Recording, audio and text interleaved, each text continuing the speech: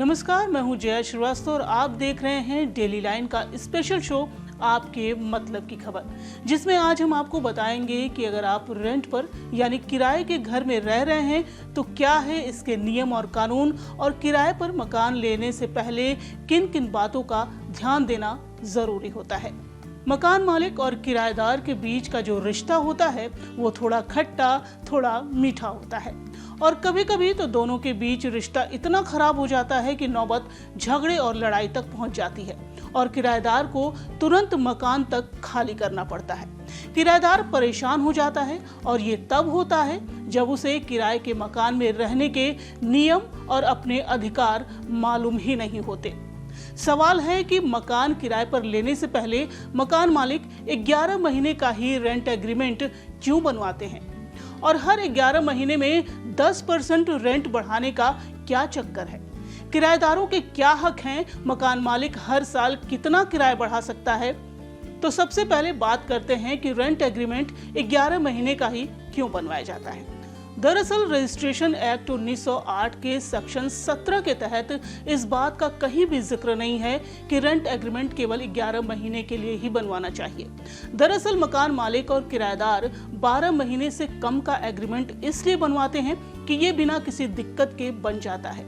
इससे दोनों पक्ष सब रजिस्ट्रार के ऑफिस में कागजात को रजिस्टर्ड कराने के चक्कर से बच जाते हैं।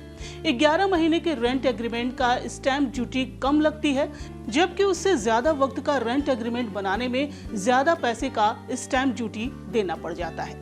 यही वजह है कि दोनों पक्ष 11 महीने का ही रेंट एग्रीमेंट बनवाते हैं।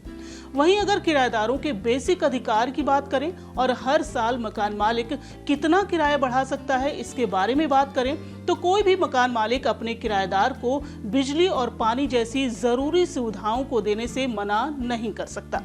जहां तक हर साल किराया बढ़ाने की बात है तो ये स्थानीय राज्यों के नियमों के अनुसार होता है।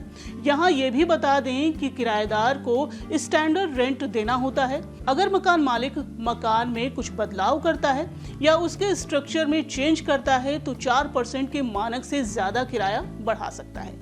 रेंट टेनेंसी एक्ट के अनुसार अगर किराए को लेकर मकान मालिक और किराएदार में कोई विवाद होता है, जिसके बाद अगर मामला कोर्ट में पहुंचता है, तो कोर्ट को ये अधिकार है कि वो किराए को तय कर दे ताकि मकान मालिक अधिक किराया ना ले पाए। वहीं अगर बात करें कि लंबे समय तक किराए पर रहना कितना फायदेमंद होता है, तो अगर दोनों पक्ष इस बात के लिए सहमत होते हैं तो मकान मालिक और किराएदार लंबे समय के लिए रेंट एग्रीमेंट कर सकते हैं। अगर किराएदार 5 साल के लिए रहना चाहते हैं तो उसके अधिकार को देखते हुए रेंट एग्रीमेंट को रजिस्टर करना होगा। अगर केवल नोटरी के जरिए चीजें होंगी तो 5 साल के टर्म के बावजूद मकान मालिक बिना कोई कारण बताए किराएदार को 1 महीने का नोटिस देकर निकाल सकता है। तो अगर आप भी किराए के मकान में रह रहे हैं या रहने की प्लानिंग कर रहे हैं तो पहले किराएदार के तौर पर अपने हक और कानून को अच्छी तरह से समझ लें, फिर फैसला करें।